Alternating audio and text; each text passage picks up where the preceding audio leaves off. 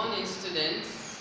I hope you had a wonderful week last week. Alright, today, just like last week, okay, we talked about summary and gave you some tips in making your summary a better written. Okay, today I'll be continuing on summary because we know how important summary is. Okay, look at the objective on the board.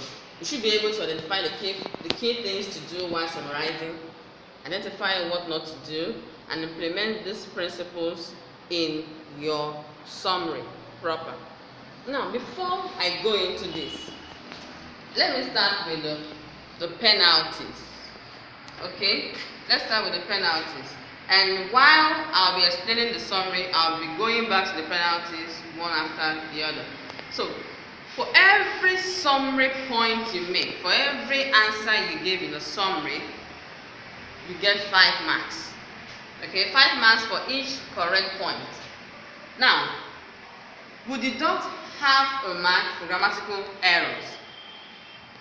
As soon as you make any grammatical error, half mark disappears. Okay? Irrelevant material. When you bring in an irrelevant material, we deduct 1 mark. I'll tell you about the irrelevant material later on.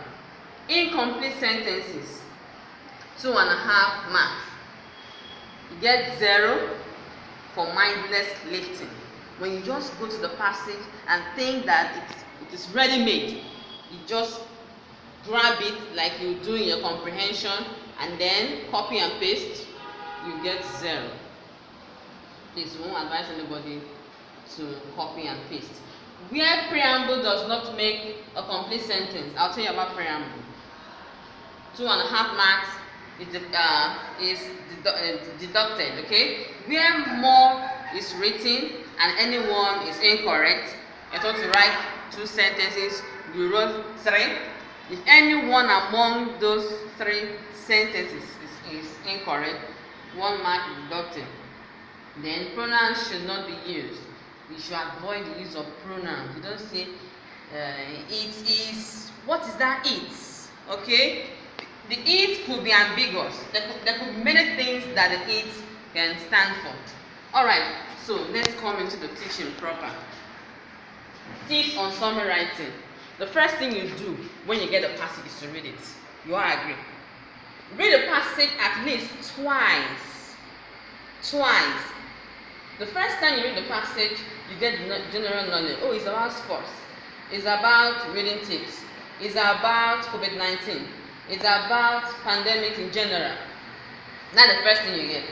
Now, during the first reading, you read to get the general idea. From the second reading, you begin to take notes. To take down specific information. Now, what are these things you take down? You begin to identify things.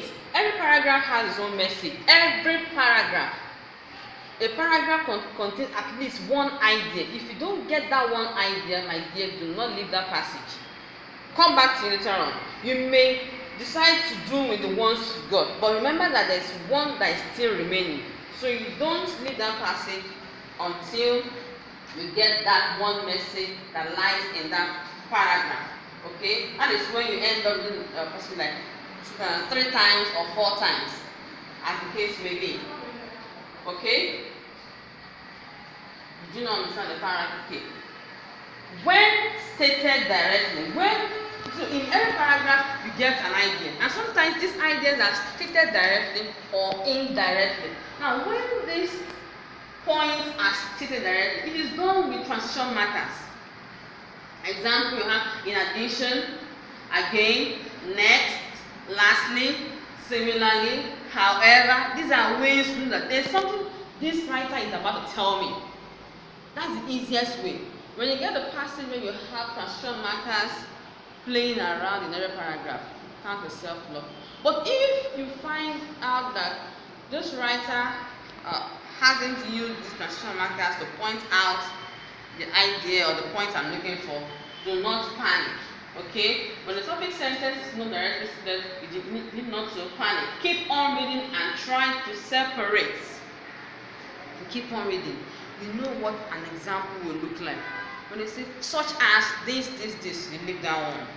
Go for that one that could possibly be embedded in a main clause.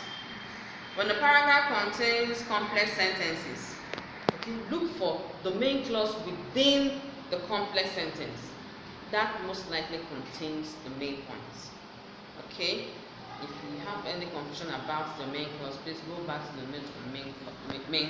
main clause. Presentation. You have different ways to present your answers. You can do it by the use of preamble. Here you make an introduction to all the points. For example, you say the writer bush burning can be caused by different reasons. Colon. Bush burning can be caused by different reasons. Or you say fire disasters can be caused by different reasons. Okay? Fire disasters can be caused by different reasons. The introduction. Then you put a colon. Every other thing that comes after the introduction will not be the answer. Now,